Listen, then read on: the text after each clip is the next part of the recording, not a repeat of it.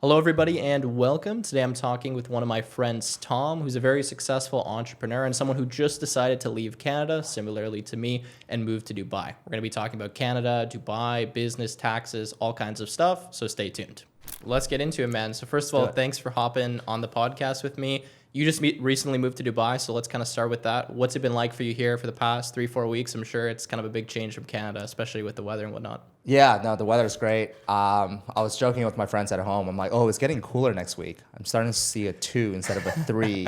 But every single day, you and I were chatting about this. Every single day is sunny. You don't need to look at the weather forecast. Whereas at home, I'm like, oh, is next week going to have a sunny day or is it going to be raining? So that's been great. But I've been here for 3 weeks.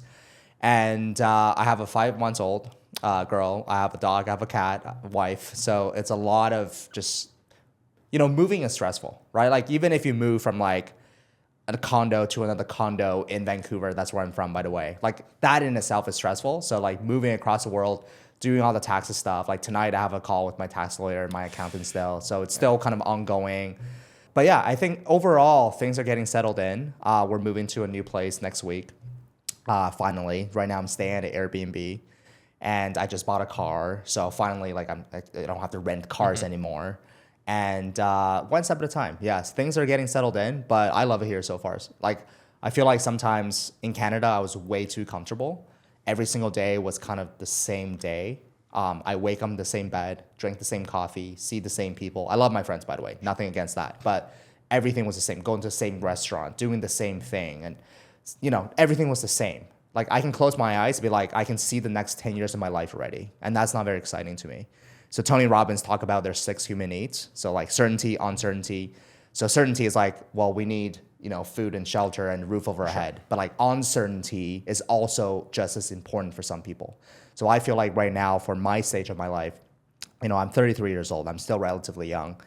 I'm like, if I don't do this now, when am I going to do it? And plus, like Canada, we can talk all about this, but like Canada is just, in my opinion, the leadership has really, really driven the country down to the ground. So I no longer agree with anything, not anything, but majority of the direction of the country. And I'm not a big, like, I don't like to complain. Like I think people vote with their feet, right? So ultimately I'm like, hey, it's okay. I can't get Trudeau out of the office or anything like that. I just don't like where I live now, so I'm packing up my bags and going somewhere new. For sure. That agency, right? Like just take it into your own hands, control your own destiny. I mean, that was the same thing that I had as well. And the thing you were talking about with the uncertainty, I feel that a lot now, especially. I mean, I'm pretty young as well. I'm 24. Yeah. And same thing in Canada. I mean, I was living in a house. I was living like already like a 40-year-old pretty much in Canada. Yeah. I was doing the same thing every single day. The weather was horrible. Couldn't go outside. And I was like, I just need like some adventure. I need something new. And as soon as I landed in Dubai, I felt like my life like completely changed. Yeah. And all of a sudden, I was looking forward to waking up every single day. I'm like, okay, it's going to be something new. Even though it's a pain in the ass, I have to do all this setup and taxes and all of this. It's new. I don't know what's next. I don't know who I'm going to meet or what I'm going to do. Yeah. And it's a completely life-changing experience, so I can relate to that a ton. Yeah. And they say, like, look, if a flower doesn't blossom, you don't say the flower is broken, right? You change the soil, you change the environment, you put the flower where the sun shines, you water the plant or whatever it is, right?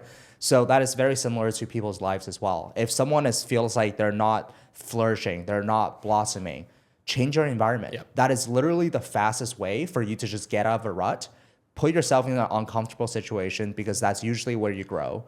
And yeah, you don't say I'm broken. None of us are broken. We're all fine. We're very, very capable people, right? So I just think that changing environment is such a life hack.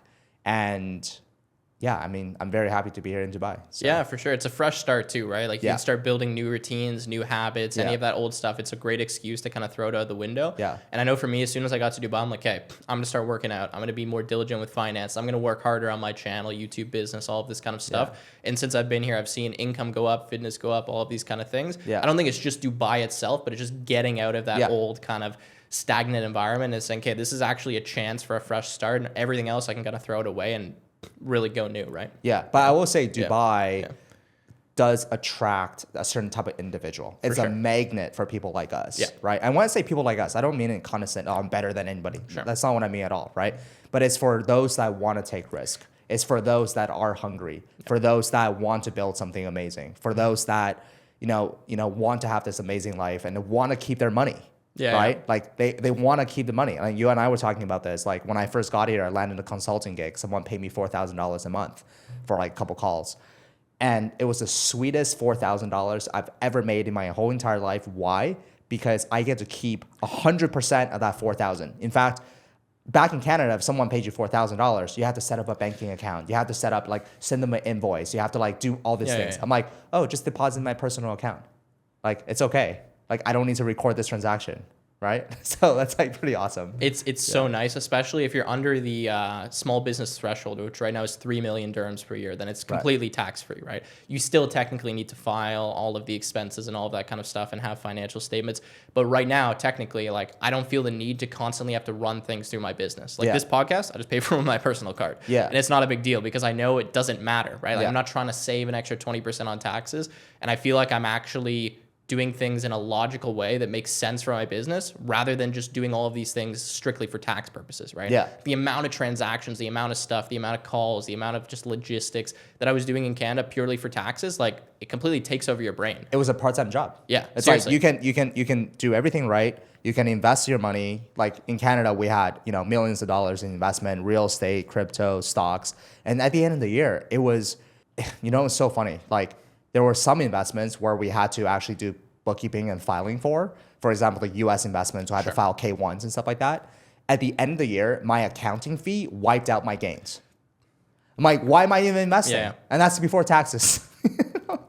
It's like, doesn't make any sense at all. So once you start investing a lot of money into the markets and whatever, once you want to start moving money around and just be agile and start, planning things, like accounting it's a huge chunk of not only your mental bandwidth, but just like exactly what you said. Like yesterday I was talking to a friend. I was like, hey, because I don't have any like brokerage account set up right now yet. So I can't invest in like stocks or whatever. And there's one stock I really wanted to buy.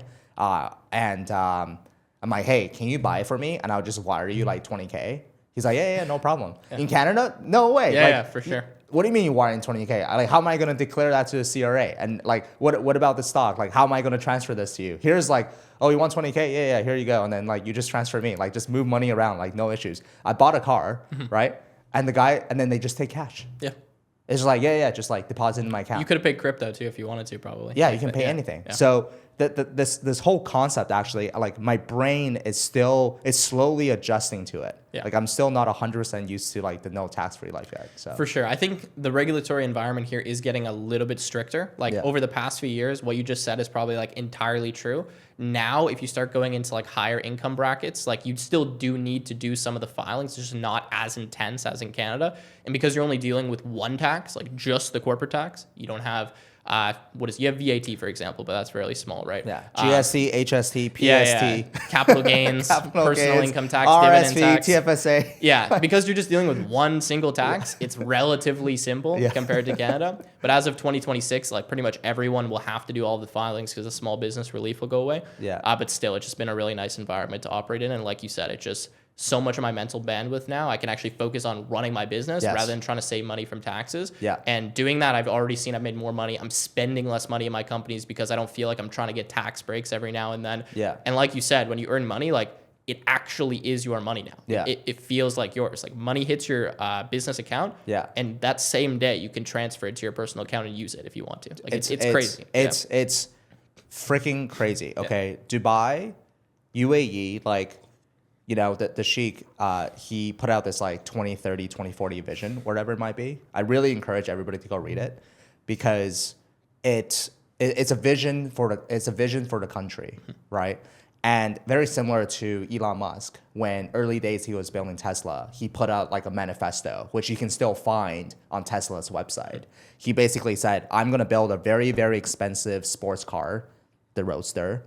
Then I'm going to use that to pay for the Model S. Then I'm going to use that to pay for the Model Y, then the Model X. And then I'm going to make the Model 3, which is something that everybody can afford. So he had this vision and he went and executed. I really recommend everybody to actually go look up like Elon Musk's manifesto. And he's got like a second one, which is talking about like robot taxis and stuff like that. And to me, that's like a freaking visionary. For sure. Like he had this vision 20, 30 years before, and he already saw everything, and now he's actually going to execute on this vision. And that's exactly kind of what the Sheikh of Dubai is doing as well, right? He's got this vision of what Dubai could be like and UAE could be like. And whether you agree with it or not, that's irrelevant. But at least there's a vision, okay? In Canada, you go ask the government, oh, what is the vision of Canada 2050? Dude, there is none. Yeah. There is no vision, okay? So if there's no vision, I think having a vision really does two things.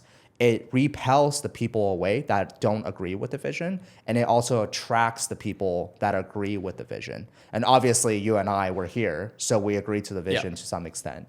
And and that's a really important business lesson I've learned as well. It's in a company. You know, you and I are both entrepreneurs. We need to have if you're working for yourself, you don't really, I mean, okay, even now you probably should have a vision. It's less important. It's less important, but especially when you have other employees and shareholders and whatever, you need to have a vision of this company. Yeah. Okay, you need to. Why?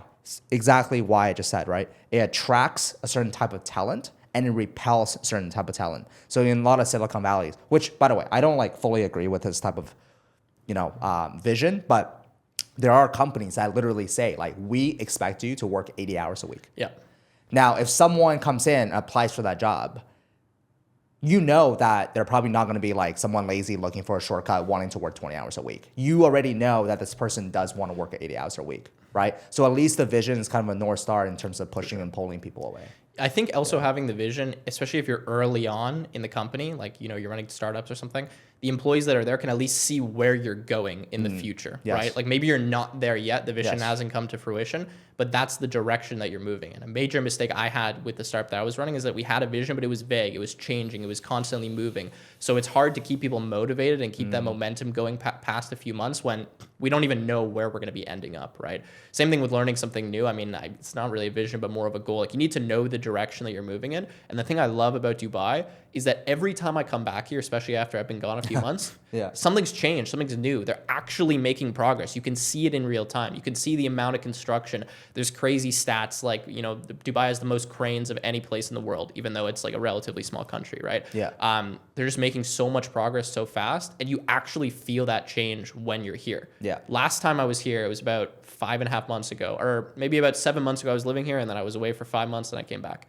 There's a brand new building that they were like just in the middle of construction on, completely up. Like before it was like ruins, construction site, didn't resemble a building at all. Now completely up. Like the fact that we can do that so fast.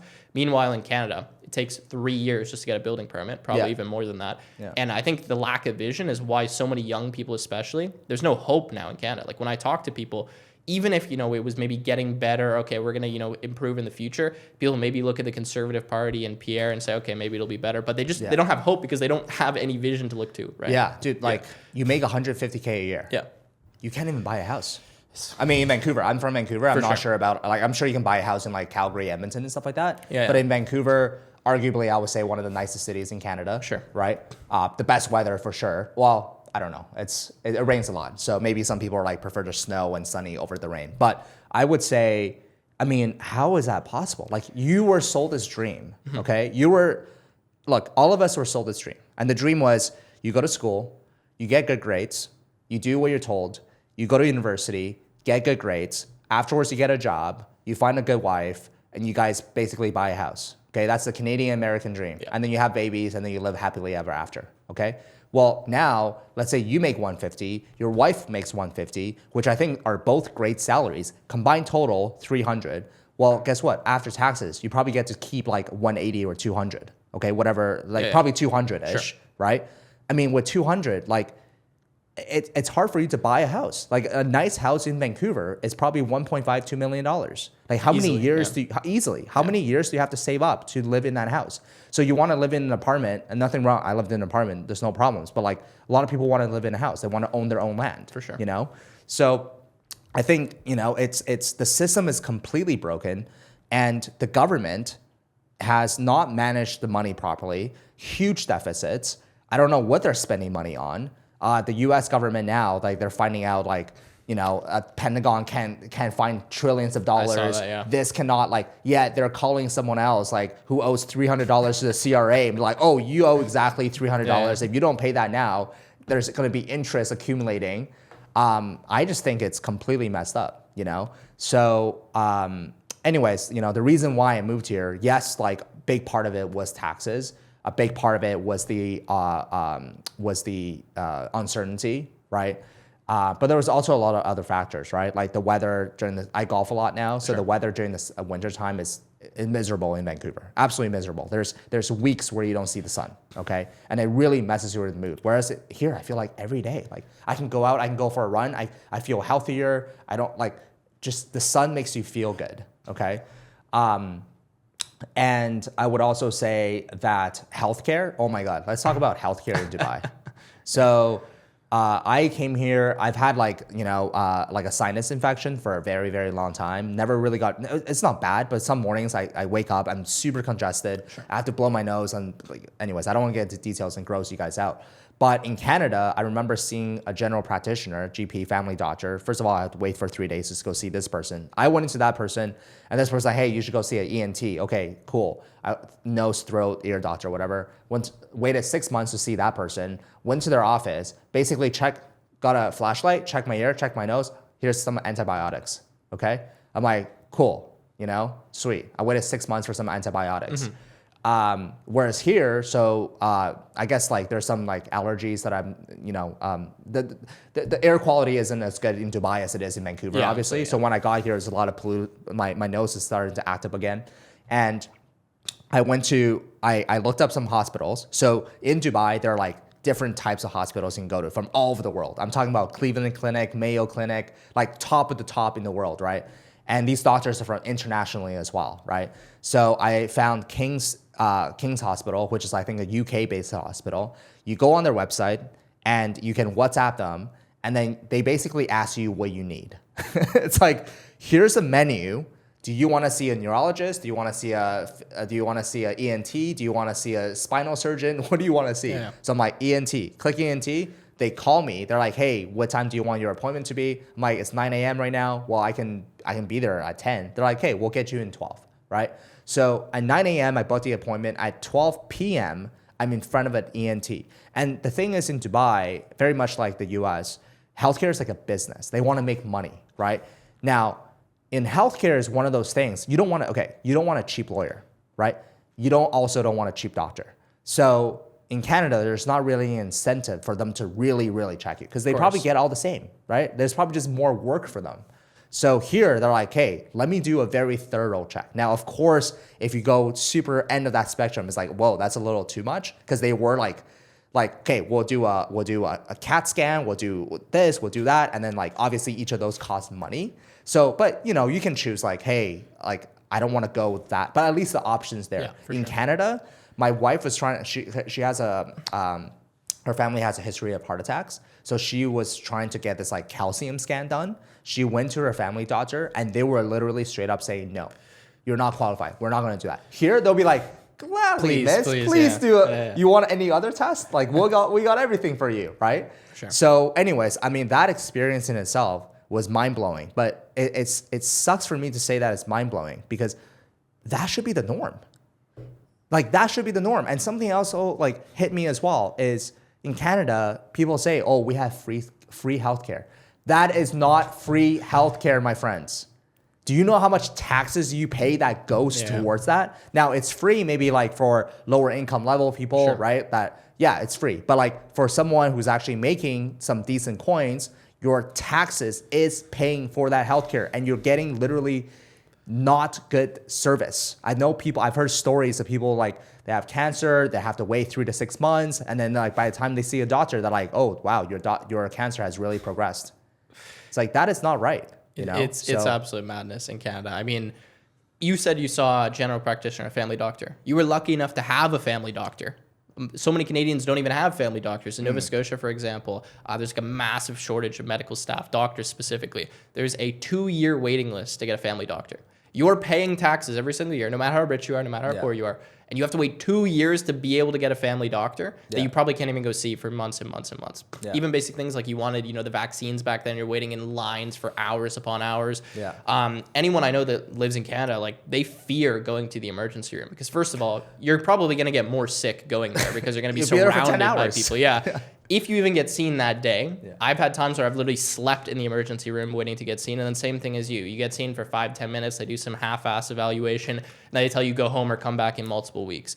During the pandemic, we saw absolute madness when it came to delays. People had surgeries lined up. They're ready to go in. Oh, sorry, we're pushing that back a year and a half, right?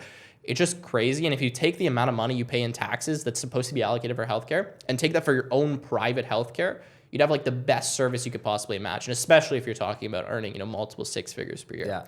Even here, I know you paid out of pocket, but you can get really good health insurance. Like I have comprehensive health insurance. It's about $4,000 per year. Not very expensive. And it covers everything. Like anything that I would need if you're a generally healthy person, that's done. I would pay $100,000 plus in tax for that same level of service. Not even in Canada. And I wouldn't get it for, months on months. Yeah, so. You pay 4% of what you paid in Canada. Yeah. Basically. Yeah, probably. Yeah. And and I'll tell you this, like one of the things, and this is why changing your environment is so important. So last year around this time, I was in Hong Kong and I went for my friend Roman Khan. He's like a huge e-com guy. Shout out to Roman, by the way. But he held this mastermind. He held this event. And when I went there, I was like one of the only Canadians there. But there were a lot of people that lived in Hong Kong with residency. There were a lot of people from Singapore. Now, both of those countries are very tax friendly, okay? So I was speaking, and these are all e-com guys, and I was speaking to them, and they're like, yeah, we sold my business for 10 million. I sold my business for 20 million. And I asked them I'm like, oh, so like how much capital gains did you have to pay on that? And like, they looked at me as if I was like an alien. They're like, what do you mean, right? Now, in those jurisdictions, I do think I think Singapore or Hong Kong, I forget which one, it was like 1.5% capital gain or something stupid like that. Sure. Okay, it's they're basically zero. So after that trip, I realized that I've been playing this game wrong. I've been playing this game on hard mode. Okay, so let's say that you live in a tax-friendly jurisdiction and I live in Canada, and both of us make the exact same amount of money. We work the exact same amount of hours. Yeah. Okay. By the end of it, our net profit, how much we actually get to take home, not our top line revenue, how much we get to take home is going to be substantially different. And then on top of that, if you invest the difference into a stock market, into some sort of instrument that lets you compound your wealth, if you take a look at 5 to 10 years, you will be absolutely shocked at the difference. Now, I'm not here saying that money is everything. If some countries literally had paid me $1 million a year to live there, I would say no. Okay, I would be like, I'm not moving there, right? Yeah. But the thing is, so I was born and raised in China. I came to Canada when I was 10 years old. At the time, in 2001, I think Canada and US, the Western society, it was really, really sought after. It was the best place in the world. And I truly believe that it still can be. And some parts of the US, like California, I really, I love that place. California, it really has a special place in my heart. Sure. But since then, since 2001, when I got out of China, China was an absolute shithole, okay? But if you go to China now, if you go to other parts of the world now, if you come to the UAE, if you go to Dubai, if you go to Singapore, if you go to some of these countries, boy, have they grown over the past 20 years. Boy, have they made some amazing progress. It makes you feel like we in Canada are living in the Stone Ages. I'm not joking. I don't say that in the constant, go and experience that type of culture and that type of progress. And why? Because leadership. Right? A country is really just a business. And I truly believe my thought is, if you have no experience running a business, you shouldn't be running a country. Absolutely, yeah. If you can't manage 5 employees, you're not gonna be able to manage 5 million people or 50 million people. So that's kind of just my thoughts. Yeah, absolutely. I mean, when I realized that is when I did my first kind of big international travel. I went to Singapore in October last year from Halifax, a kind of smaller city in Canada. And I'd never done any massive international travel. I've been to the US, some places in North America, your standard kind of holiday spots, Cuba, whatever, but never super far away. And as soon as I entered Singapore, I was like, damn, this place exists. There's other places in the world that aren't Canada and the US that are incredible places to live and to be in. And you can just feel the energy. As soon as you step foot in that place, you're like, I can't believe these places exist. When you're just from, for example, places like Canada, a lot of people in Canada and US, they don't travel internationally, right? Maybe they go to Mexico or they go some places in North America, but they never actually go far. Yeah. And they don't actually realize what it is in these types of places. And it's funny because since I moved to UAE, so many people I talk to, especially from Canada and US, are like, wait, can women drive there?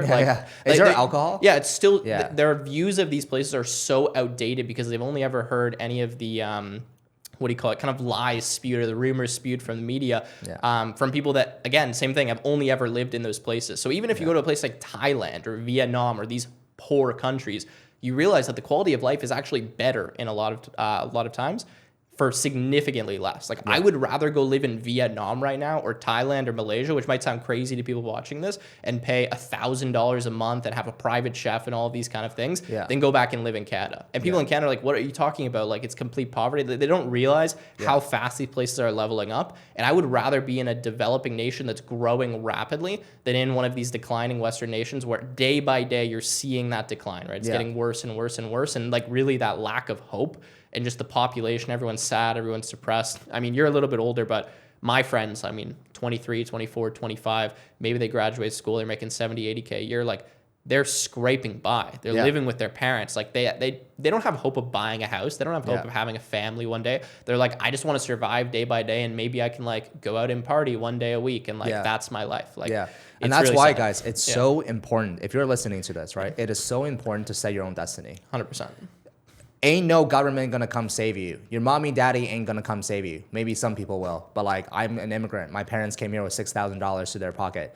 I'm so glad that I didn't come from money. The only thing that they gave me was hard work and hard work ethic. So I'm super, super grateful for that.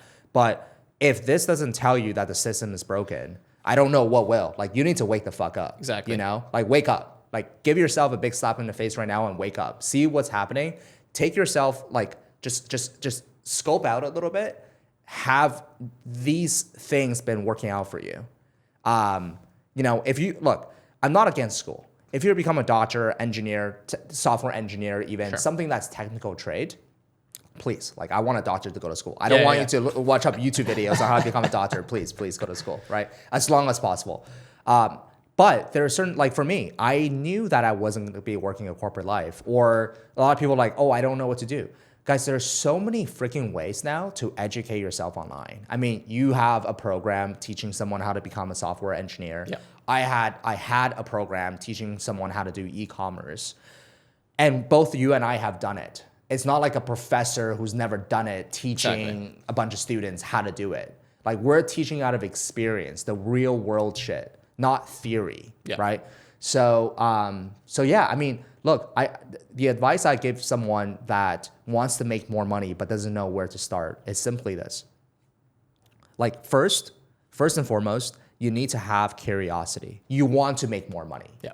Okay. If you don't want to make more money, if you make $50,000 a year, living at home, eating potato chips, watching Netflix, hey, nothing against you. You do you. Okay. Doesn't affect my life at all. Right. I don't really give a shit. In fact, I really wish everybody did that, so it's easier for me to compete in this business. Less business, right? So that's number one. You have to be curious. You must have this inner desire to wanting to be better. Now, that inner desire can come from multiple things. You and I had this discussion where I asked you the question, where does your motivation come from? Which, by the way, I really appreciate, and you can maybe share with the audience right after. But mine came from, you know, in China, we had like a middle-class life. When we came to Canada, we didn't live in poverty, but it was very, very, it was very tight. Sure. We came here with $6,000, my parents. My dad was an engineer in China. My mom was a professor. Both are very, very well-respected professions. Both had great salary. When they came here, my dad couldn't be an engineer. My mom didn't speak English. Small little Asian woman, like didn't speak a word of English, super scared, right? But then she took on 3 different jobs: a dishwasher, being a nanny, and then a Mandarin tutor. She was working literally 12, 14 hours a week, a day, not a week. No passive income. And then my dad was also working super, super long hours. I remember him like aching so much from like sitting in front of a computer, but we didn't have like, you know, there was no money to go see the acupuncture or anything, right? So I saw my parents struggle, and I remember that they did this for me. They wanted me to have a better life, also for themselves. And I just had this inner desire because I saw what life could be like in China, and then suddenly our lifestyle kind of downgraded in some ways. And I'm like, I want that back. And I knew that the only way I could have that back is by making money, right? So I went out on this fucking journey, and I'm still on this journey today. Like just improving myself, how to make money. The first little while was all about making money, Sure. making money. I've tried so many different businesses, nothing worked, all the side hustles you can think of. But that's where my inner desire came from. Now, after that, you need to improve your skill set. Like society does not reward anybody without skills. Okay, think of this as like, you know, back in the caveman days, right? If you are just literally sitting around like doing nothing, like not contributing to society, you'll probably get kicked out of the tribe, Yeah. right? You'll get like stoned to death or something like that, right? You get left behind at least, right? So, you know, it's the ones that went out and went hunted, the ones that I can actually maybe shoot an arrow, the ones that can like carry this big whatever They bring animal, value. Yeah. bring value. You Yeah. bring value to society, and that's exactly what you need to be doing. So, in terms of skill set, what should you learn? Should you become a software engineer? Should you become a Amazon FBA seller? I don't know. Everybody's different, but everybody is given these like unique skill set. There's like 5 different ways to learn.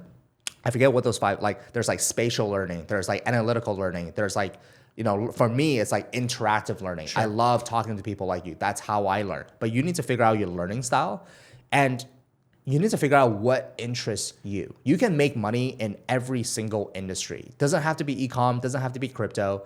For me, I can't sit in front of a computer and trade. Like, Sure. That's just not me. I'm not analytical. I hate it. I love to be out. I love to be talking to people. So you got to figure out what you're good at. And how do you figure out what you're good at? You got to just try a bunch of things. 100%. Okay? You just got to try. Like, you just got to throw as much shit against the wall as possible and see what sticks. And that's really it, you know? And then once you find something that you're interested in, get a mentor, take courses, go to conferences, fully immerse yourself in the thing. And then from there, just one day at a time, like have some patience. Don't look at these like fucking Instagram gurus of like Lamborghinis, which all the way 90% of them are rented, and you know, quick money and this and that. It does take time. It does take time, and you don't want the fast money. And I'll tell you why. The people that make the fast money, it also goes away equally as fast. 100%. You look at lottery winners, like 80-90% of them, they go broke after a few years. Yeah, Why? Because they made the money so fast. They didn't actually deserve and grind it for the money, right? They don't know how to spend the money. But I want to ask you, actually. Sure. You and I shared about motivation. Mine came from a lot of like pain and hardship and insecurities and you know, parents didn't approve of what I was doing. I'm like, oh, I'm gonna prove you wrong. I'm gonna get rich so I can earn your respect. Yours is a little bit different. Sure. Yeah. I'm happy to share that. So I think yours, I don't want to call it more typical, but that's like a story you hear a lot, right? Yeah. Like, okay, growing up, you know, tough, poverty, whatever, coming up, you know, trying to be next generation. In my case, it's kind of, I don't want to say a weird story, but much different than that. I had almost like a picture perfect life, realistically, growing up. I had 2 parents, great family, younger brother, upper middle class lifestyle in Canada, never needed anything. Anything I wanted, I pretty much got within reason. Need new clothes? Okay, boom, we go buy. You want to go on the sports team? Okay, you're on the sports team. Oh, you need a new laptop? Okay, we get you a laptop, right? By no means were my parents super rich. We're not driving in Lamborghinis or anything like that, but very nice house, always had friends over, always hanging out with people, just very like chill, easy life, realistically. Like I could have grown up and done nothing and been like, okay. So for me, that drive to kind of do better, that motivation, because I started working super young. I started my YouTube channel when I was 16. I was always working summer jobs. I worked at McDonald's during high school. By the time I was 19, I was making like over $200K a year. And it didn't come from like a need or like this, what do you call it? Like I didn't need to eat. I didn't need more food. I didn't need new items. It was just, I wanted to do better. I wanted to kind of fulfill what I knew I was able to do. Like, for example, in school, I would go into class and I wouldn't need to study. I could just ace every single test, every single exam. Maybe I just had like a natural high IQ, something like that. But it didn't feel good. Like going in and doing really well on this math test, like that didn't give me validation because I know I didn't work for it. I'm not reaching my potential. I just went in there and just did what I normally did. So my story is I kind of found programming quite young. When I was about 12 years old is probably when I started learning how to code. And this was the first thing I found that was like super challenging, where it was actually really difficult. A lot of people think I was just this like prodigy that just like knew how to code and was writing apps by the time I was 13. No, like when I started doing this, it was difficult. I was failing every single day. I was watching the same video over and over and over and like trying to learn all these concepts. And I would look up words I didn't even understand that were being said in videos because it was beyond my vocabulary. But I was obsessed with that because it's the first thing that was challenging, where I felt like I was actually using my brain power and what I was like capable of doing. Like I was reaching capacity. And I just became obsessed with that over the next few years. And by the time I became 16, 17, I started to realize like I could monetize this skill. And at first it was, yeah, I want to make money, but also I just want to see like how far can I go with this? How good can I get? And that's why I grinded really hard. I learned a ton of coding stuff. I ended up going to university for computer science. And in that first year of university, I really had this mindset shift where before that, yeah, I was working, but I was still having a lot of fun, kind of living, younger years. And by the time I was 18, 19 in university, I was sitting there in my room one night. I remember playing Fortnite. And I would play Fortnite like every single night with my friends for like 2 or 3 hours because school was just easy and I didn't even have to study that much.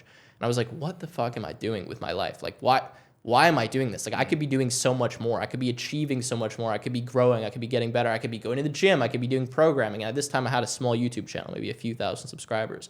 And I just decided, I remember, watching Gary Vee videos, all this inspiration online, like, I need to do something. Like, I need to work towards something because I just feel like some kind of internal misery here, just sitting in like the same place and not doing what I know I'm capable of doing. So I started grinding on this YouTube channel. I would wake up every single morning at like 5:30 a.m. exhausted, but I would wake up at that time before my roommate so that I could film videos before he was awake, so there wouldn't be background noise. If you go watch my earlier YouTube videos, a lot of people are commenting like, why is Tim filming this at like 6:15 in the morning or 6:30 in the morning? But that's just the time that I was able to do that. I started posting a video every single day, really quickly was able to grow my channel. And as soon as I started seeing that momentum, I just became obsessed with it. And I was like, okay, this is like what I'm destined to do, at least at this point in my life. This is where I can reach potential. This is where I can grind. This is where I can put in the effort. And yeah, so to bring it back, like I just always feel like bad if I'm like staying in the same place and I'm not growing or getting better because I know I can be doing more. And sometimes that can be like a negative thought pattern. Like you can't always constantly be reaching for the top. Like sometimes you got to relax, which I've tried to get better at. But yeah, that's kind of why I went. But I still think that's a much healthier fuel. Like, so, Sure. I'm Chinese, and our generation with our parents, I would say the Chinese culture is very interesting, right? Like, we hardly say like love you, like parents don't say, oh, I'm proud of you kind of thing. Like, so I know a lot of Chinese entrepreneurs my age who has, let's call it daddy issues. Okay. Mostly daddy issues. So it's like a lot of negative fuel. So if you guys look at what David Goggins, right? So if you read his book, like he had a terrible upbringing, right? And he's using that as fuel for him to run these insane challenges. Runs 3 days with a shin split, with like broken ankle, he's still running. So I do think that fear and these negativity can be an awesome fuel for the short term. You do not want that for the rest of your life. Okay, it's not healthy. There's better fuels to run on, such as the one that you just said. It's like, hey, screw everybody else. What am I capable of doing, right? What is my upper limit? Exactly. What is my threshold? And let me just try my very best to become the best version of myself. And honestly, if there's only two people that you need to make proud, okay? Your 8-year-old self and your 80-year-old self. You don't need to care about what daddy, mommy, friends think. If those two people can be proud of the version you are today, then I think you have done a great job. And then the other day I shared on my Instagram that, looking back in 2019, that's really the pinnacle of my, hustler days. Sure. That's when I was grinding so hard. And I had this energy, man. And I can truly feel it in the, like, deep inside of me right now that I still have it, but it's like flickering. It's not...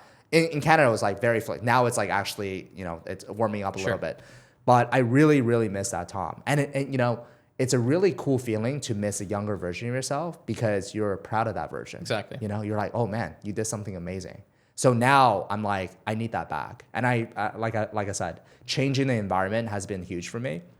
And back then, to be honest, like I didn't give a shit what people thought. I really did. I just put myself out there. Like I did everything. If I had an idea, I was gonna do it. I didn't care. This person says this person says that. And like, to be honest, like not everybody, I don't have a big following in social media. Sure. I have 40,000 subs on YouTube, whatever, but my ads have been seen literally hundreds of millions of times. And it is hard. Peter Attia talked about this, like being an influencer or a creator is hard because naturally you're doing everything against human tendencies, like human natural tendencies, I guess, Sure. because we are used to being in a small tribe, right? Whereas on social media, you're doing the complete opposite. You're trying to grow as big as possible for some people. So that's why I experienced a lot of burnout. I didn't want to put myself out there anymore. And I had this internal dilemma where I knew that I wanted to share, but I also knew I wanted inner peace. So there's 4 different levels of freedoms. There's financial freedom, time freedom, location freedom. Those are pretty self-explanatory. Sure. But I think the freedom that is the most important thing is actually inner peace freedom. It's the mindset freedom. A lot of people have the first 3, but they don't have the last one. And I actually think we're all here to chase after the last one. Because truly, if you have inner peace freedom, it doesn't really matter the first 3, right?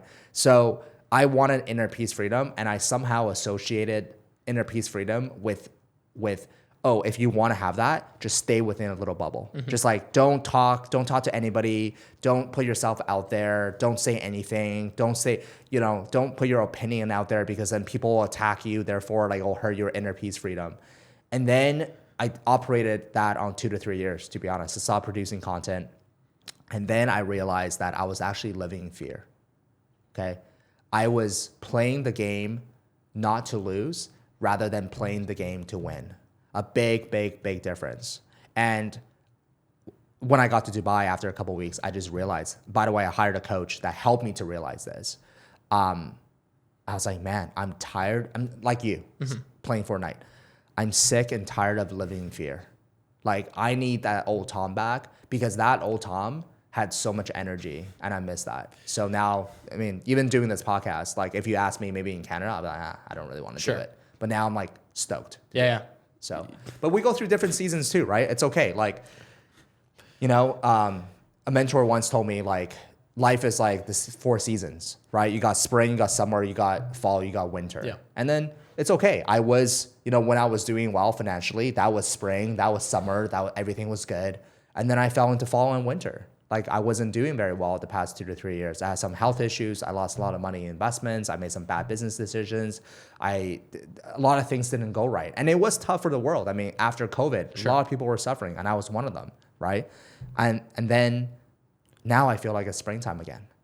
So it's interesting. And I think the environment like kind of jumpstarts that change in season 2, right? Because that's a very similar thing that I felt. And similar to you, like when I was 19, grinding, waking up at 5:30 a.m., like I missed that version because of how hungry I was and how much I was grinding. Yeah. But at the same time, I don't think that's like sustainable long term or even like a healthy thing to shoot for, but it's necessary at least at the beginning to get everything started. So now I always look back at them like, okay, if I can at least do 70% of what I did back then, I'm happy. You know what I mean? I know what I'm capable of achieving. I know I can do that. Yeah. But I don't think that's a healthy target to go for, at least right now, because it was just like that's life. It's just doing that. And there's so much more beyond just making money, just business, right? Back then, for example, I wasn't working out. I wasn't being healthy. I didn't go to the gym for a year plus. I used to play pretty high level soccer and I was really into that. And I just completely stopped doing that. Yeah. And when I looked back at this time, I was like, okay, there's more things to achieve than purely business, right? And purely success in that area. And when it comes to the seasons, I just had this happen to me as well. When I moved to Dubai, I was like working a little bit harder than I was in Canada. I was more motivated, but my business was just in a stage where it was kind of chill. Like I didn't need to do that much. I could maintain what I was doing at maybe 30 hours per week of work. And that's what I was doing for a while. And then I went traveling for 5 months where it's very difficult to get into a routine and to like really grind when you're constantly changing environment. Like changing environment is good, but not every 2 weeks, right? Because you just can't get into any kind of rhythm. Yeah. So after that traveling season, I was like, okay, now I came back to Dubai. I don't even like want to leave my house a lot of time. Like I just want to stay here and work and grind because now I want to get back into that other season. So I think it is really cyclical. And it's interesting because it's hard to stay like so stable doing the same thing all the time, like change it up, not working a lot, then working a lot, then grinding on this, then focusing on health. For example, you said you're just going back to the gym and everything now. So it's interesting how those seasons kind of line up, right? Yeah. And how you go through them. Yeah, no, absolutely. And different seasons, you have different priorities as well, right? And that's a beautiful thing about life, right? It always changes. Like if sun is great, but you don't want a sunny every single, like a little bit of rain here and there, or else everything's gonna die as well, right? So I think that I think that there's 4 pillars of life. Okay, there's your health. Health is the most important thing. This is something that we really, really neglect, especially for high performance entrepreneurs. I believe that entrepreneurship is like a sport. Okay. You look at all these athletes, you look at LeBron James spending millions of dollars on his body. Why? Because he knows without health, there is no LeBron.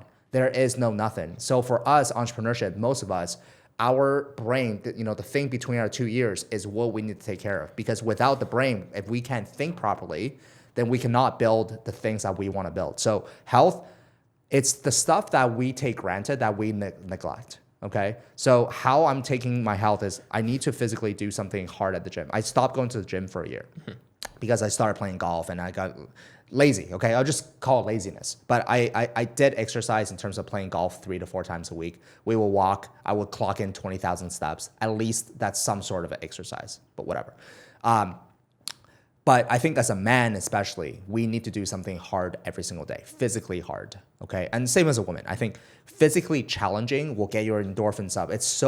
Exercise has so many benefits. It is, they say like, if someone is giving you a pill and they promise you that you can live X amount of years longer, you will have a much more enjoyable life, you will have X, Y, Z, like all these benefits, amazing benefits. Would you take that pill? And if I were to tell you that it's free, would you take it? Like, of course I would take it. Well, that's exercise, sleep, and diet. Those are the 3 pills, right? So health, I'm still playing golf 2 to 3 times a week. I'm just moving to near a golf course, like right on the golf course. I'm super stoked about that. Going to the gym 3 to 4 times a week, probably 4 to 5. Sleeping 8 hours a night. I love my sleep. Shout out to 8 Sleep, by the way. If you guys want to sponsor this podcast, hit us up. But it's the best investment. If you don't have one, highly recommend. They don't ship to UAE. We packed it up from Canada. Really? It's like a mattress or what is it? It's a blanket. Okay. And you can put it over your mattress and it connects to like this water thing. Yeah. And it cools down or heats down and you can temperature control it. And honestly, it's the best thing. So we packed it up in Canada. Sleep 8 hours a night. And then health. You and I, thanks for KCal. By the way, if you want to sponsor this channel, go ahead. All the sponsors, come on in. We'll take all your money, right? Meal delivers to your house, what, $10 to $15 per meal? About it. Yeah, it's like 30 dirhams. Yeah. Okay, 30 dirhams, 10 to 15 bucks a meal, freshly made that morning. Tastes really, really good. Good portion size, tracks all your macros, made in the morning, and then they just deliver every single morning. And you don't need to think about it. You don't need to think about food, okay? You don't need to clean up. You just, everything, throw it away, okay? So that's that. One thing I do miss is like Canadian water. Yeah, for sure. The water here is interesting. Like you want to avoid drinking too much from water bottles because all the microplastics and stuff like that. But at the same time, the tap water it's clean, but it's like questionably clean. So I always run it through a filter, but still it's... you need a filter. Yeah. So Canadian water, look, spring water, mountain water, glacier water. Some of the best water in the world is in Canada, some of the best water in the world. Top, and now we're in the desert. So that's that. So health, and then there's wealth. Okay, so there's wealth. We've been talking about wealth most of this podcast, but do something that you love.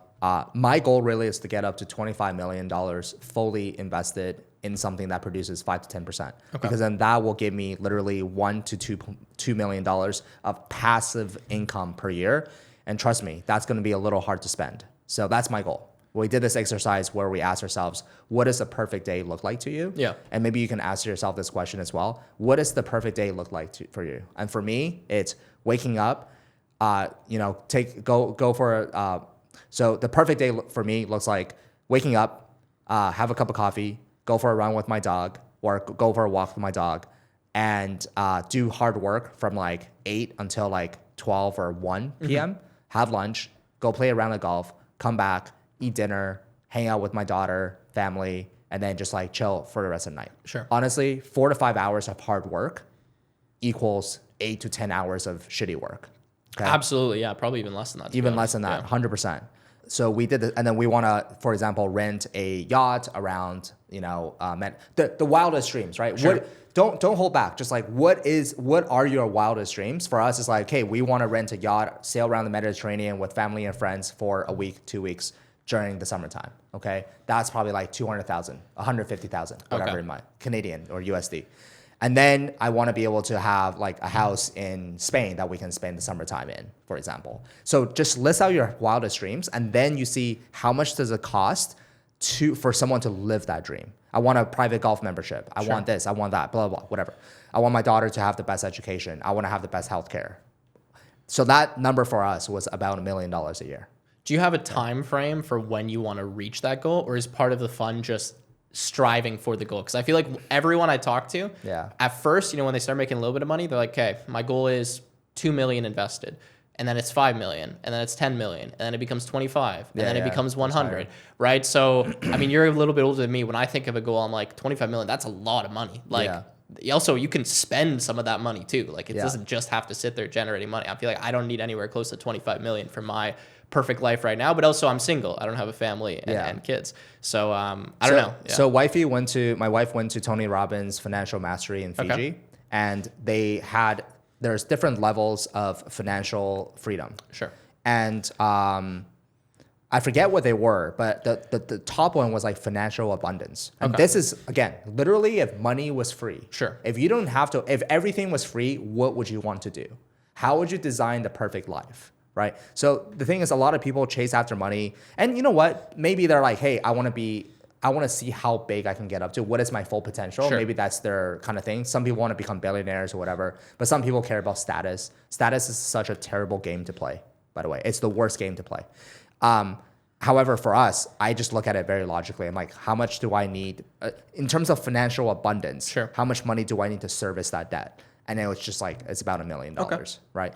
Now, when I get there, maybe I don't want to spend $200,000 on, even for me, like right now, when I first got to Dubai, I'm like, I don't want to spend $300 on car rentals because I'm like, that money is just getting burned. Exactly. Of course I can afford it, but that's still my inner. So maybe when I get there, I'm like, I don't want to spend $200,000 to sail on a boat for like, what a waste of money. I can buy an apartment and make investment. You know what I mean? Yeah, so that's our goal. I want to get there within the next 3 to 5 years. Okay. So that's the goal, and I know I can. Yeah. So yeah, that's it. And you'll get there so much faster in Dubai. Yeah. I mean, get there 10, 15 years faster. Yeah, when you just look at investments alone, right? I mean, like saving at what minimum 20% capital gains tax, like all of a sudden your investments can do significantly worse. I mean, even here they have like a 5% savings account. I'm like, that's like about what I was going to get in Canada anyways, if you factor in all of the taxes and fees and all of that crap, right? Yeah, so, I mean, GIC in Canada guarantees you 5%, but it's categorized as passive income so that it's actually taxed at 56.7%. Yeah, it grinds down the business too, right? If 50. So the government makes more money from your investment than you actually make for yourself. That's crazy. You're buying a government investment and then the government makes money on it. Yeah, it's insane. Yes. That's interesting with the 25 million. I mean, do you think is that number that important, 25 million? Like, I feel like if I wanted to go live in a different country, for example, like I wasn't in UAE, or I was in Canada, or I wanted to go live in, let's put Thailand or Vietnam, countries that I'm familiar with. Like, if you have $5 million in a country like that, you're going to have like a better lifestyle than you would living in Dubai with $20 million. Yeah. So are you like factoring in location when you factor in that, or is it just so you can be anywhere, do anything? So so we literally like the exercise we did, and we spent hours on this, by the way. So it's not something I just like, of course, that's why I'm curious. 25. So we asked ourselves, if next year you can have the perfect year, what would that look like? So literally like January, February, March, April. What are some things you really, really want to do? Who do you want to do it with? Okay. And we literally just wrote the cost down. Yeah. And we added the entire cost. And again, it was like, this is the highest level of where I want to get to, right? Like financial abundance, but there's financial freedom as well. But with that, doesn't come with like $200,000 yacht. So this is just like, gun to your head, tell me the sickest possible life scenario that you want to have, right? Gotcha. And for me, I can probably go a little sicker, but like that's good. That's like that's good enough, getting right? to the bounds, but like that's honestly like already really, really, really freaking good for me already. So and then I like looked up online, like how much does it cost to charter a yacht for 2 weeks? Sure. How much does it cost for a flat in like Mallorca? How much? And then we just tallied everything up, and you get a number at the end. And then that number, call it $1 million. Then the goal is actually not to make $1 million in your business to finance that. The goal is to actually have your investments passively paying for that. Of course. And that is the true, that is true wealth. You know what I mean? If you make, if you make $1 million, you spend $1 million on yachts, but that's not really, that's not a good, that's not a good use of your money, 100%. I guess. But if you spend $1 million and that produces 5%, and then you use that 5% to pay for your lifestyle. That's like true passive income. You don't have to work for it. So do you think if you were asked that same question, or you went through that same exercise when you were 22 or 23, or maybe you were just getting started before you had a bunch of business success and assets and all of that, how do you think that answer would have changed maybe 10 years ago? Oh, for sure, it'll be different. Like the different seasons, right? Yeah. Like different maturities. You know what you wanted when you were 5 years old. You just wanted to play with the toys. You didn't care about a car. You didn't care about jobs. But then when you're 21 versus 33 versus 43 versus 53, what you want in life also changes, right? So this is my goal now. Yeah. Maybe 5 years later, I'll be like, I don't really care. Like, and to be honest with you, to be 100% honest with you, if I didn't get there, my life will be perfectly fine. Yeah. I really doesn't make that much of a difference. It doesn't really make that big of a difference. But going back to the vision that we talked about earlier, I do think it's important to have some of that vision. Sure. And that is like kind of my North Star right now. So that's kind of like, I'm not like materialistic. Sure, I'm not, yeah. Actually, I just bought a G-Wagon. So that's 3 weeks in Dubai. Yeah, 3 weeks in Dubai. I paid $300,000 cash for a G-Wagon. Not materialistic, guys. But no. But like I a quick story I want to share is like I actually lived through that materialistic life. I had a R8. I had 3 cars. I had a $100,000 watch, AP. I actually went through that stage of my life truly to like impress others. I thought, oh, once I make it, I should buy a sports car. I should buy a fancy watch. I should do this and that. And to be honest with you, it brought a lot of anxiety. It brought a lot of unpeace. It brought a lot of like weird feelings. When you go drive a nice car, especially in Canada, you're a little careful, to be honest. In Toronto, people are following other people home, breaking into their houses. People are robbing people's watches and just like these things. Yeah. And then I was like, I don't like this feeling, you know? And I honestly don't really care anymore what other people like think of me from what I wear, you know what I mean? From the possessions that I own. So I ended up selling the R8. I ended up selling my $100,000 watch. I ended up selling all the quote materialistic things. And now actually I work, this is the first time I have like a Grand Seiko now. I think every man should have a watch. Sure. You don't need a $100,000 watch, but you should have a watch. Yeah. So I mean, this is like, a few $1,000s of my ring, but like I don't, and what I realized as well is like the richest people are actually those people that you would never ever think are rich. Like I've met literally billionaires that you walk down the street, you would never expect them to actually be like as rich as they are. 100%. I mean, that's just how it is realistically, right? Like silent wealth, right? They're not showing off, but the things they do have are like crazy, right? When you actually discover them. So that's really interesting. I think I'm fortunate enough to not have really gone down that materialism path, especially earning a lot of money really young. Yes. It would have been very easy for me to be like, okay, I made $500K, I'm gonna go buy like a Ferrari or something. Yeah. I've always been very much like, okay, I'm super young. This is like my one chance right now. YouTube's really good. I'm making a ton of money. I don't know how long that's going to last. I'm confident I can always make more money online, but I'd rather just set aside a ton right now and just know that no matter what I want to do in the future, I'm okay. Yeah. And like you said, in terms of kind of like the status game, like it's interesting because I make my money like by showing stuff to people online realistically, right? Like I teach online. I'm more of a teacher than I'm like a vlogger or an entertainer, but I need like a lot of attention to make money. And to be honest, I don't like that. Like I don't like the fact that I have to have millions of people following me or all of these views or chasing these stats. And being like an influencer or a creator, there's constant anxiety around, okay, this isn't getting enough views or enough attention, especially when I'm posting as much as I do. I have almost 1.7 million subscribers, right? Like it's very like can really mess with your mind. Yes. So I have to constantly be on that on myself mentally and be like, look, just post it and forget. Just post it and forget. Just post it and move on. Just post it and move on. But it's very difficult when those metrics are directly tied to your bottom line, right? And those metrics are open. Exactly. Everyone can see them.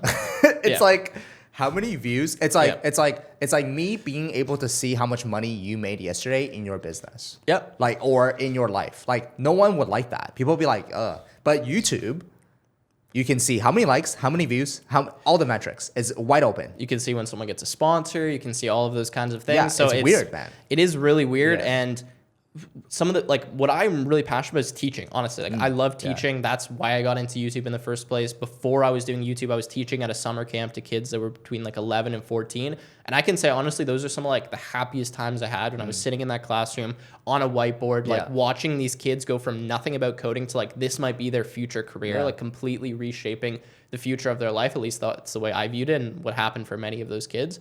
And I want to get back into doing stuff like that. So I'm going to be running like kind of a mentorship program shortly. Yeah. But the issue I'm having now is that I want to do those types of things, or like I want to actually just help people one-on-one and really like see real world impact, as opposed to have this like massive reach online. Yeah. I'm going to still do that, but I want more one-on-one, like actually seeing someone get better. So you want to do things that don't scale. Yeah. But the thing is, which is good, by the way. What's difficult is that since they don't scale, it makes it hard to be able to do them, because you are like, at the end of the day, like I still want to make more money. I still want to run a successful business. That's still a metric that's important to me. And I want to do this thing as well, but it doesn't necessarily align with that other goal. Dude, right? the paradox of life is full of paradox. Yeah. It's like life is so interesting, but the paradox of life is that the second you stop caring about money, that's when money will come to you. The second I start caring more about my customers and offering a solution that does not scale and just truly delivering an amazing product, that is when money will all come to you. And it's like, if I chase after money, you might have some short-term wins, but the long term, you'll make less. So it's such an interesting paradox. But in terms of, your course, I think you should 100% do that. And when Warren Buffett actually writes his annual letter, he actually writes it to his sister. Really? So his sister is someone that is, like decently intelligent. Sure. She's not dumb, but she's not like Warren Buffett level. So Warren's like, how do I write this letter so that I can talk to the masses? So I'm just gonna write it to my sister. Sure. And then afterwards, instead of saying dear whatever, it's like dear investors. So the reason why I say that is because I really, really enjoyed teaching as well. I enjoyed sharing what I have in my brain out in the world. But then somewhere along the way, I got caught up in the vanity metrics. Yeah. Why is my YouTube channel not growing? Why is nobody watching this? Blah, blah, blah. And I stopped and I realized that, wow, what a terrible mistake that is. And now when I make a video, I'm actually going to make it to the younger version of myself. The one that was 10 years old, who had nothing. I'm literally going to pick up a picture beside myself, be like, hey, dear Tom, like, this is the advice I'm going to give you today. Like, I don't care about if Tim watches this or whoever watches. This is for you. And that's the mindset I want to get into. So perhaps, earlier you had mentioned that feeling of teaching, younger kids. Perhaps next time you make a video, just be like, hey, I'm just going to teach this to that kid right now. Yeah, that's a really good point. Actually, that's how I kind of became successful on YouTube in the first place. Is I was making videos teaching stuff that I had just found really difficult. Some of the best instructional content I had was when I was like 17 or 18 years old. And that's because it's so like that struggle and actually learning those things is so fresh in your mind because you just went through it. Like in my case, I just learned, let's say, data structures and algorithms. I'm not sure if you know what that is in computer science, but it's a very like common topic that a lot of people struggle to learn. So I made some videos teaching that. And those videos were so good because I knew how difficult it was to learn it because I just went through it. I knew all the things that I found really confusing and difficult, and that's what I focused on teaching in the video. It was almost like I was making the video for myself, and those videos helped me learn and reinforce the knowledge. But now, the better I get at programming, the more I've been doing this. Now it's 10 plus years. I feel like almost the worse I'm becoming at teaching certain things because it's hard to remember back to when I was 13, sitting on the computer, struggling to understand a for loop or an if statement, or these concepts that now are quite literally just like English to me because I've done them hundreds, if not thousands of times. And I find that a lot of times that's what happens in university as well. Like a lot of my university professors, I would always claim, these guys don't teach well. They're not effective. That's why I would never go to class. I would skip pretty much all my classes and just learn on my own. And now I'm starting to see that happen slightly with some of my like super, super beginner concepts because you just can't relate to that struggle that you used to have. So I almost say the best teachers are younger. I had an amazing realization about what you just said. I feel the exact same way because when I first started selling on Amazon, my best videos were me documenting my journey and teaching people how to sell on Amazon because I was going through it. But then as I grew and I sold my business, I haven't been selling on Amazon actively. So I kind of stopped. I'm like, very disconnected. And to be honest with you, I don't want to be someone who's 60 years old selling on Amazon. I have way bigger dreams and ambitions than that, right? So having said all that, what I realized was that, the hierarchy of needs, right? It's a triangle. So basically, you can only help someone this is for me at least. Sure. It might not be for other people, but for me, what I realized is that you can only help someone who's one tier below that hierarchy of needs. Okay. So what that means is when you first started programming, you were a beginner yourself, right? You can help other beginners. But then as you get a little bit more intermediate, you can still help a little bit of these beginners, but the people that are just one tier below you have the best like value for them, right? Sure. But then as you have now moved up to this, and earlier you mentioned like, oh yeah, those beginner stuff, I don't even know how to do them, or you know how to do them, but you don't know how to like teach them effectively, whatever.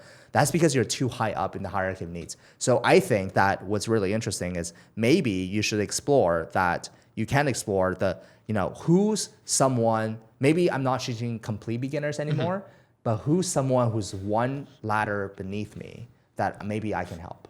100%. Right. So I think that's interesting. And for me, what I realize is that I don't want to help beginners as much as anymore. What I'm going to do is I'm going to help them in a different way. I'm going to give all my shit out for free. Like I'm going to up my entire course on YouTube and just fucking give it out for free. Okay. And that's all like beginner stuff. But what I realized with where I'm at now is that I want to help winners win.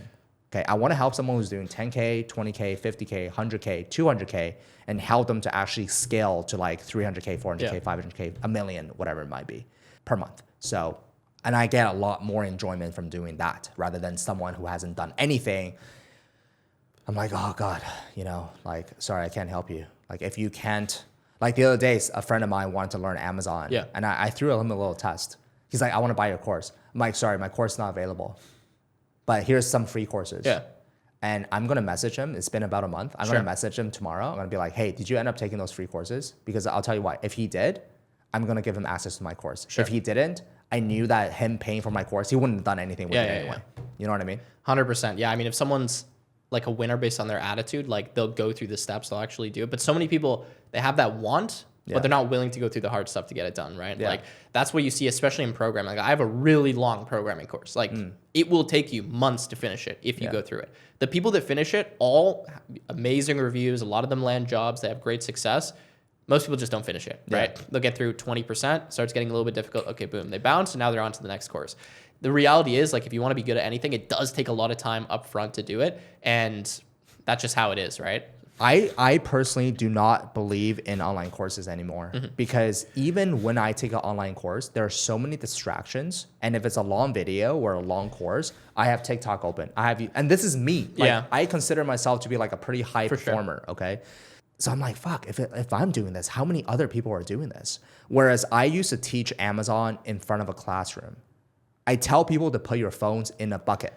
You can only get your phone. So there was no distractions. And guess what happens when there's distractions? People are paying full attention to me. And guess what happens? Even my best students today, out of literally 8,000, 9,000 students that I had, they were all from the in-person workshops. Yeah. Very few from online. I think that human connection too is super important. Like it's one thing to watch someone through a screen, but when you're physically in front of them and they can say like, dude, look at the screen, or like, why are you on your phone? Like that accountability alone is just massive, right? Yeah. We've done so much online education now, and I think it is important. It's a really efficient way to learn things quickly depending on what you're doing. But if you have a really good instructor in person, like nothing beats that. I remember in university I had an accounting teacher who was really, really good. He refused to use PowerPoint. He would only write in chalk on the whiteboard, which at first we're like, okay, this sucks. Like I can't just copy the notes from the PowerPoint, but it forced you to go into class because that's the only way you're going to get any of the information. He was super engaging. And because he's writing, like he's actually step-by-step explaining what he's doing, walking through his thought process. You can ask questions, right? He's looking at everyone in the audience, making sure that you're actually looking at it. And that was one of my favorite classes to go to. I felt like I learned the most in that, even though that wasn't even my major. My major was computer science. I was doing like a minor in business. And that class I pretty much aced because I actually went to every single class. He was really good at instructing. And yeah, I was just engaged. Like I knew him. I'm like, okay, this guy's going to be pissed if I don't go to class. Like I better show up, right? Yeah. So yeah, it's an interesting dynamic. I want to do more of that in-person stuff. It just, again, like it doesn't scale, right? So it's a very difficult paradigm. Like I'm sure I can make money doing that, but when I look at my YouTube channel, all the other ways I make money, I'm like, okay, we need to stop all of that, set up like an in-person coding school. That could be super fun, and maybe I want to do that in the future, but I just don't know if it's the smartest move at this point, right? Which is always the difficult thing. Yeah, no, for sure. I totally understand. And, for me, I can relate to what you said, but my mindset around that right now, at least for myself, I'm telling myself, it's like, just go fucking do it. Yeah, that's fair enough. You can always come up with a million excuses, just right? Fucking, just if that's truly what you want and where your heart and your desire thinks, don't worry about the scale. Don't worry about the outcome. If that's what you truly want to do, dude, money will come find you. So and this is a reminder for myself. I'm not lecturing you or anything like that. No, it's good like, to hear. Because I have so many fucking ideas over the past like couple years where I'm like, okay, but there's a problem with that. Oh, but the old Tom, the younger Tom would have just done it. Yeah. Like I would have just straight up ran to the classroom. I would have just done it. And I was making $150,000 a month. Damn. My cost was probably $10,000. So I was netting $1 million a year. Okay. So yeah, sure. I'm not going to make 10 million, but I'll take $1 million job. Like sure. pretty sick, right? I think at some point too, it becomes like, how much more do you really need, right? Like I'm even at a point now where I'm like, okay, look, more money is great, but at the end of the day, it just means like a bigger number on my screen. Like it doesn't really impact my life at all. Like I'm not out buying supercars and doing all of this crazy stuff. Like I am trying to really moderate the lifestyle and not go crazy. Yeah. And at the end of the day, any extra money I make, like, okay, just gets thrown in investments. Yeah, it's important, but in the short term, at least nothing changes, right? So, I want to share a story. So I want to share a story with you about the $300,000 G-Wagon that I just bought. Yeah. Okay. So I really didn't want to, I felt a little bit wrong buying that car. Sure. Okay. Yeah, it's a nice car. It drives great.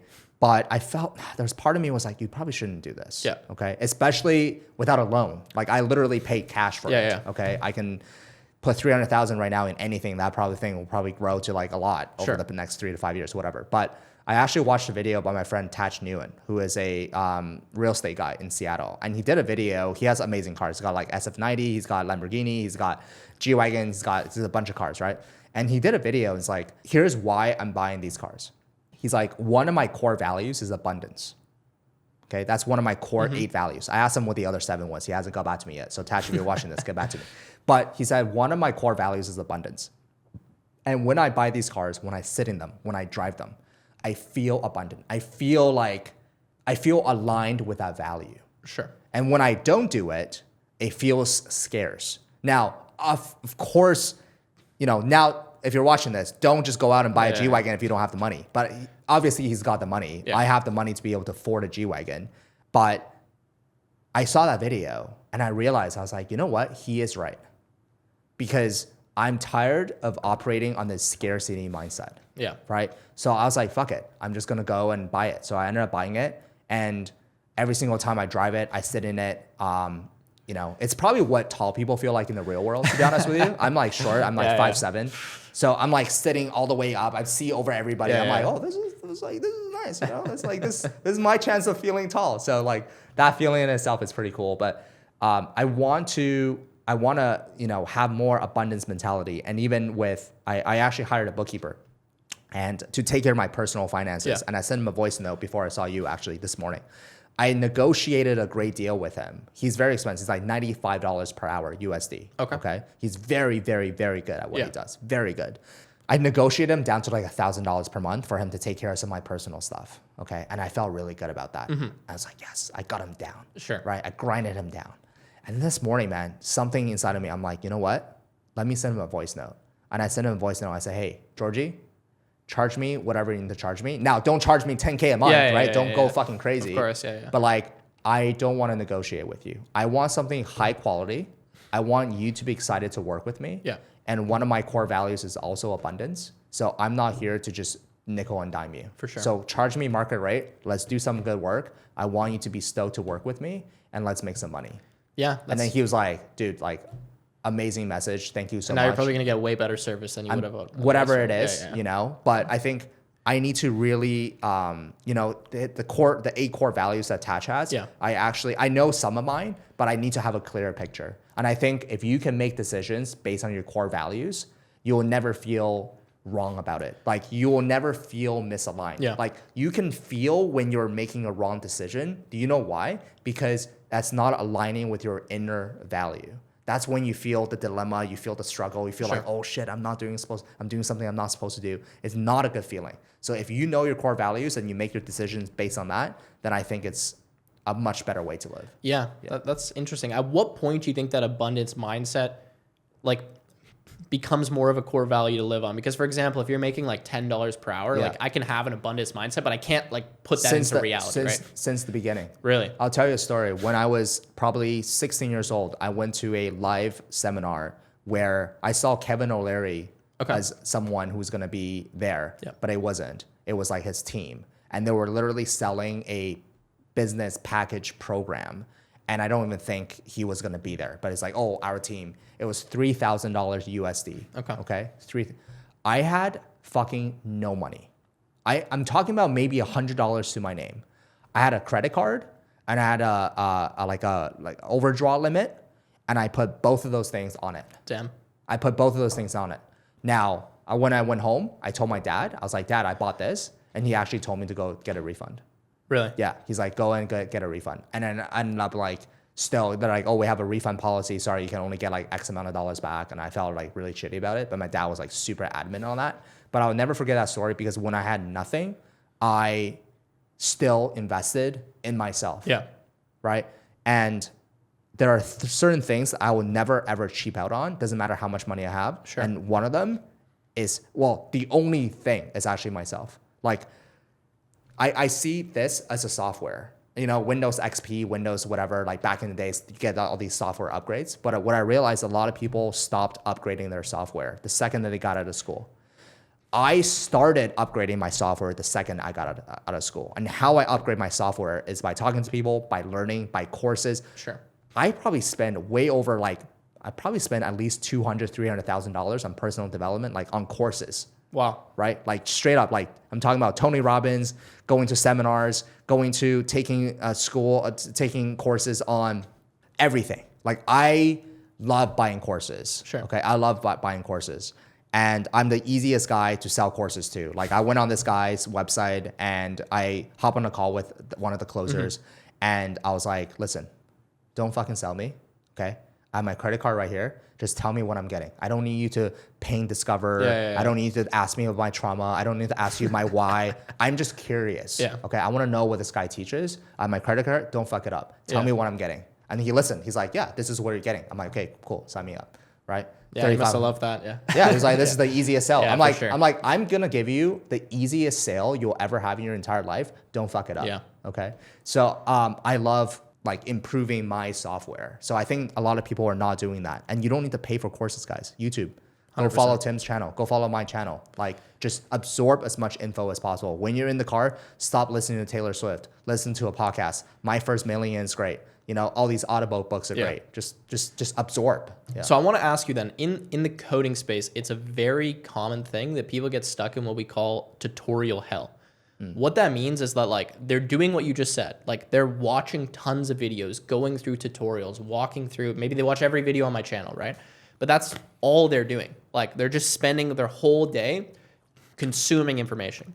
So as much as I agree with you that it's important to do that, at what step does it become like, okay, we've got to take some action now too, right? Because I always tell people, like, especially if you're trying to learn something like programming, something difficult, analytical, logical thinking, like you have to actually do it. You have to put in the reps. Like at this point in my life, I've probably coded 15,000 hours plus, right? Easily. Yes. So like you can't just get that by watching someone else do it. No. So as much as I agree with you, like at what is the balance between, okay, I'm going to take this course, I'm going to learn all this information, I'm going to keep doing that, but when do I stop and actually put it into practice? Yeah, I mean, at the beginning, like I would say, like I recently got into golf. I've been playing golf for 2 years. Sure. I'm a 7.5 handicap, which is like, I think it's pretty good. Yeah, it's very impressive. Like it's pretty fucking good. You know, I've shot like 74, or sorry, it's like 75 was my lowest round or something like that. Like most people don't go break 80 from the blues. Like most people don't break 80 their entire life. And I did it like under 2 years. And I asked myself like, why? Am I naturally gifted? No, fuck. Like I'm 33. I got into golf at 31 years old. But there's one thing that I did do. I hit more balls than anybody else. Here's something, here's a quick hack that you can do is whatever you're on the toilet watching on YouTube, that's what you're curious about. So if that's you like coding, that's like a hack. Okay. For me, it was like watching golf videos. Sure. That was like my full, like it consumed me. I'm like, I got to figure this out, right? So what I realized is that, like, how did I get so good at golf so quickly? I was curious. Back to what I was saying earlier, no one can force. You have to be curious. If you're not curious about it, you're gonna hate it and you're gonna burn out. Okay, you have to be curious, and everybody's curious about something, whether it's coding or Amazon or golf. And then next, you just have to put in the reps. And I also got a lot of different coaches.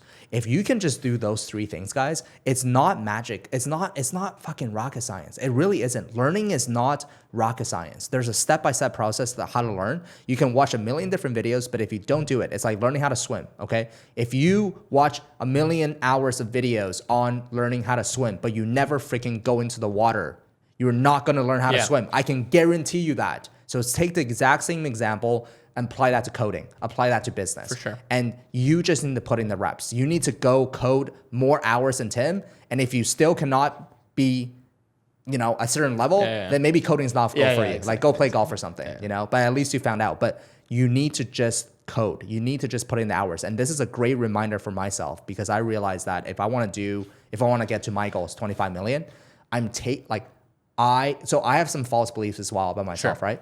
E-commerce is hard. Landing pages is hard. Copywriting is hard. Funnel optimization is hard. CRO is hard. Media buying is hard. Facebook ad is hard. Like all these things are hard. Sure. And then you know what I asked myself? How many times have you built a landing page? Fucking 0. Yeah, exactly. How many times have you ran Facebook? Like when's the last time you went into like Facebook ad manager?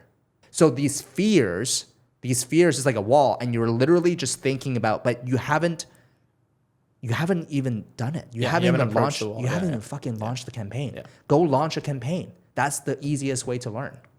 100%. Yeah. Launch 100 campaigns. I had this the other day as well. I was like, there was all these things I was thinking about while I was traveling. I was like, hey, no, it's kind of difficult to do that. Like, I don't want to do that. That's going to be a pain. And then I got in Dubai. I'm like, I'm just going to try it. Like, even if it's hard, let's just see. And if I fail, whatever, I'll try it again. It's like, I want to launch a newsletter. In like 3 hours, I have a newsletter up and running. I've written like 20 emails. I'm like, why didn't I do this like 2 years ago? Yeah. Right. But it's just that overwhelming feeling of like, oh, it's another thing to do. It's another task. But if you just sit down and just actually try it for even 20 minutes, I find you just keep going and just run with it. Right. Like you just got to start. People think there's a secret, man. People think that there is like something that like there's got to be something here. Yeah. How do you get better at golf? You go hit golf balls. How do you get better at coding? You go code. Like that's everyone likes to overthink it and think there's some magic secret or they need this person or this course or this. And you know what? By listening to Tim and I, you and I are the same. We also had these challenges. Of course, yeah, absolutely. So I'm not saying that we got everything figured out. We just shared with you that we also experienced those things, but now we can actually pick ourselves up, like catch ourselves in that moment, and be like, hey. Like, just go code. Okay. And it still happens. I mean, it's still going to happen in the future, too. There's going to be stuff that we're not going to do right away that we probably should have. But it's more of just a self-reflection, right? Looking back and saying, okay, this is where I like messed up. I probably should have started that earlier. Yeah. Yeah. And anyways, man, let's bring it back to Canada quickly. Okay. And we talked a lot about business and stuff. Really interesting. But I know a lot of people in my channel and probably yours as well are Canadian. Yeah. They want to leave. Yeah. But a lot of them think like, I need a lot of money to go to Dubai, or maybe I'm not rich enough, or I can't do it because I have a family. I mean, I know you have a really young daughter right now. Right? Yeah. Daughter. So, like, what would you tell them? Would you tell them just pick up and leave? Like, who's the audience to leave Canada right now? Everyone? Should everyone get out? No, not every. I still have some real estate in Canada. If everybody got out, I need more people to go into Canada right now. Actually, so Canada's great. Come to West Vancouver. It's the best place in the world. Please buy my house. It's for sale.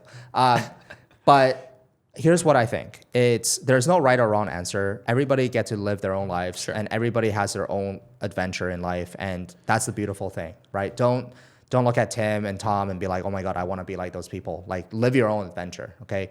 I stopped telling people what to do. I'm just going to do my own thing. And whoever wants to follow me can follow me, and whoever doesn't. And there's no right or wrong. I'm probably making a lot of mistakes in my life still. But what I would say is that if you're someone young or old, doesn't matter. But if you truly, truly, truly want to have financial freedom, okay? If you want to have financial freedom, you need to get the fuck out of Canada as soon as possible. Canada is one of the worst, maybe not the worst, okay, in first world country. Best country. It's the worst, best country to do business in. You are so disincentivized to start a business in Canada now, or even as an investor. I know so many Chinese investors now that don't want to come into Canada. Why? Because they're like, How do I know if I buy this condo and I want to actually do like long-term rental, whatever, they're not going to add another 30% tax on top? Because right now, that's what they did. They did a foreign buyer tax and the vacancy tax. There's like 10 taxes when you buy a property, okay? There is no more money to be made from an investment perspective. So I would say that, and look, here's the thing. It's very easy for me to leave Canada. Why? Because I have no families in Canada. I have my cousins in Calgary, but like my dad and my mom actually live in Germany. So if anything, I'm actually closer to them. They're going to come see me in Christmas and stuff. So I'm not here to say you should just pack up your bags. I can totally relate to someone who has their entire family, their parents are getting old and fragile, and they need to be there to take care of them. So I'm not just saying, oh, move out of Canada. But what I'm saying is that, you know, like to have a better future, like my dad and my mom left China, they had their entire family, but they knew that they did something good for their family and the future generations. So I'm sure it was tough for them as well. But the reality is that if you truly want to have a financial freedom life, you want to make some serious money, 100, 200, 500, $1 million, whatever, $25 million, whatever it might be. Dubai is probably one of the top 5 places in the entire world, top 3, I would even say, for you to do that right now. And it is, and here's the thing, it is so easy to come Seriously. here. They like, if you want to go to Singapore, I think you need to invest $2 million. If you want to go to Cayman Islands, like $1 million. If you and Singapore won't even like welcome everybody. They're very picky with who they want. Cayman Islands is super, super expensive. So Dubai is like, oh, you want to come? Yeah, come on in. It's actually that's one of the main reasons I moved here as well. A lot of I was actually looking at other places in Southeast Asia. I didn't necessarily need like zero tax or low tax. It was more for me like just get out of Canada. Like I just need to get off this sinking ship and go somewhere where at least it's like stable. That was the goal. But then I started looking, I'm like, immigration is a difficult thing to do in many places. It takes months, years sometimes. Dubai, quite literally, if you go right now on your computer, 2 weeks. Yeah, you can be here. Maybe by the time you get everything, Emirates ID, all of that, it's 1 month. But relatively affordable. You're going to do it under $10,000, probably even less than that to move here. Yeah. Get your visa, get your Emirates ID. You're like here resident for the next 2 years, then you got to renew within a month. Like it's crazy how inexpensive and how fast it is to do it and how seamless it is once you get here. Yeah. Land at the airport, stamp, boom, through. Like it's crazy. Yeah. And I also want to say, a lot of people ask, is it expensive to live in Dubai? Here's the thing. Dubai has a huge spectrum of things. Yeah. You can live off of probably $10 a day to you can live off $10 million a day. Like I'm dead serious. Yeah. You can spend $10 million in 1 day here. This is the place to do it. Yeah. You can like go buy one license plate and $10 million done. Okay. So when you ask me like, Tom, is Dubai expensive? I actually don't think that's the best question to ask, right? So if you maintain your current lifestyle in Vancouver, and you bring the exact same lifestyle to Dubai, I would actually say it's pretty even. Similar, It's pretty similar. However, the taxes, right? The taxes, your jobs, your whatever, you keep 100% of it. Okay, so there's not really any sort of weird, it's not like it's super, super expensive. It just depends on your lifestyle. I would say it's on par. Like in Vancouver. I think the main thing most people are probably concerned with is rent. Now, look, if you're renting, and you are probably just going to be renting right when you move here, unless you immediately want to buy a place, which I wouldn't recommend unless you've been here for a little bit. So like you, for example. I'm renting the first year. But you were in JBR, and at first like, okay, this is going to be great. And then you're there, you're like, no, I can't live in JBR, right? The traffic. You need to experience that first. Anyways, the rents, I think, are definitely more expensive than they would be in Canada. Maybe not in Vancouver, but at least in most other areas in Canada. But again, when you factor in the tax, 100% it ends up becoming cheaper. In my case, I was like, oh my God, I got to pay like $5,000 per month for rent. But then I remember in Canada, I'm paying $20,000 plus per month in taxes. So if I just took those tax savings and to rent a place here, imagine what you can get, right? Yeah. So things like food, cheaper, cars, a little bit cheaper if you're buying luxury cars and stuff. Yeah. Everyday living really depends on what you do. But yeah, generally when you take out the tax, like it is the same, if not cheaper to live in Dubai, depending on where you are. Yeah. Right? You can go buy groceries, cook at home.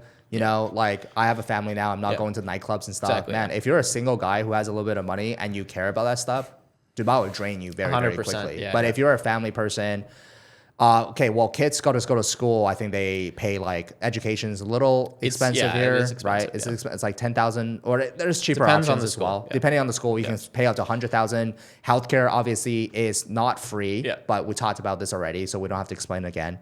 But I would say that's pretty much it. You get used to it quickly. I mean, it is, I will say when you move here and you're experiencing this right now, there's a lot of upfront expenses compared to if you're moving to like another city in Canada, the US, like, okay, you move and there's a few things, you're moving, expenses, stuff like that. But generally, like, it's not like you have to set up all these new things. Here, there's deposits for credit cards. You're paying pretty much everything up front if you want the best deals. You can't get loans, and a lot of times you're not able to get mortgages unless you're here like a certain number of years or you have some special situation.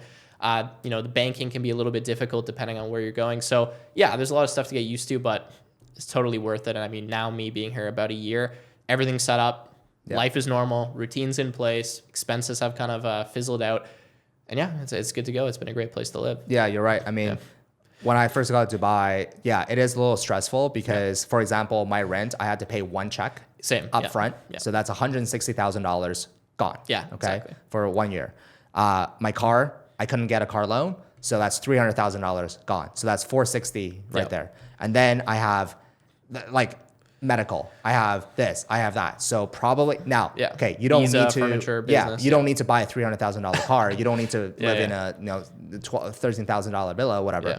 But there are certain things where you do need to prepare to be paid up front, which can be a little stressful. 100%. But I would say if you're someone who knows you're going to get rich over the next few years, do not wait until you get rich and leave Canada.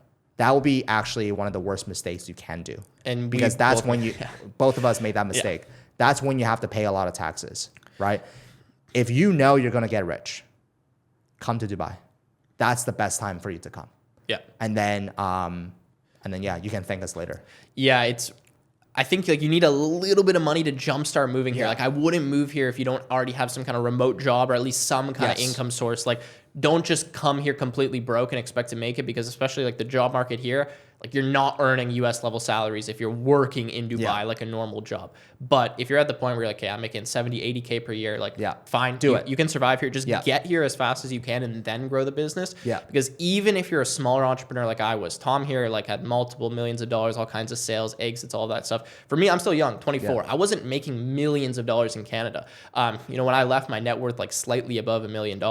Yeah, I still got absolutely rinsed. And if you look at this channel, you'll see like I paid over 50% in taxes. I was paid over $500,000 of the legal accounting. Like it gets really expensive, really, really, really, really fast. Yeah. So like get out while you can and just take that leap, because you can always go back. That's the thing too. Yeah. Like, you can just go back if you want to. You're not supposed to have the plan, but at the end of the day, fortunately with your Canadian passport, if it doesn't work out, fly back to Canada and live the life you normally were living. But if you wait till like Tom's situation, for example, you're paying just millions of dollars in unrecoverable tax, and like there's nothing you can do, and it's just a huge penalty. But either you pay it now or you pay it for every year to come if you stay in Canada, right? Yeah. We both made that decision. Like, it's a huge hit, very tough, but I'd rather pay it one time now than for the rest of my life. Well, that's why I can't go back now. I'm kind of stuck here because I'm like, I got to make my money worthwhile, Yeah, but now you're gonna work harder, right, to make all the. But I will say, I just want to finish the podcast on maybe one thing. We've been talking for a while, but it's like, I'm grateful for Canada, everything it's given 100%. Me. I don't want to be like, a shitty country, blah, blah. Like, I think it's a fucking beautiful country. For sure. I think the people there are amazing.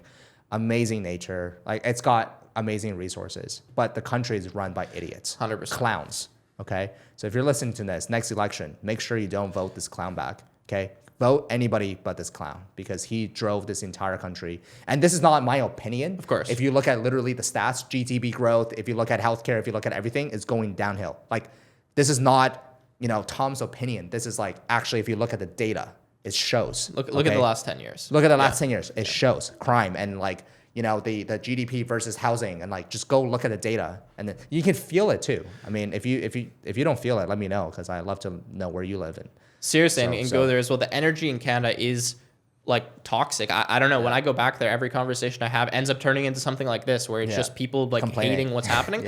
And I don't want to be that guy. I don't want to go back and constantly be negative, but it's just, that's the experience of the Canadian people. And like you said, especially the education system in Canada, fantastic. So many things in Canada. I'm really grateful that I grew up there and that I have that Canadian passport and that I had the freedoms that we had in Canada, and we still do to some extent. But you just got to look at the direction, right? Right now, it's okay. You can be there. It's not like this dire situation, but very soon, like it's sliding like this, and it's only going faster. So you just have to do the responsible thing, and that's what I ended up doing, looking at the situation, saying, I can't in good faith stay here knowing what's about to happen.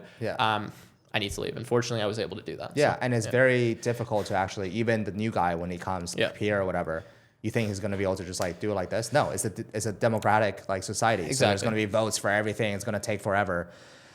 So yeah, I mean, guys, if you're interested in come to Dubai, you guys drop a comment down below and we'll go on from there. For sure, yeah. If you guys do need help getting set up in Dubai, by the way, I do work with a company. They're great. They're very affordable. I'll leave a link in the description you can check out. They personally helped hundreds of people move to Dubai, and you can book a free consultation with them if you like. Cool. Awesome, man. Well, I had really fun time chatting with you. Yeah, same here, man. This is great. We'll do it again. Cool. Sounds good.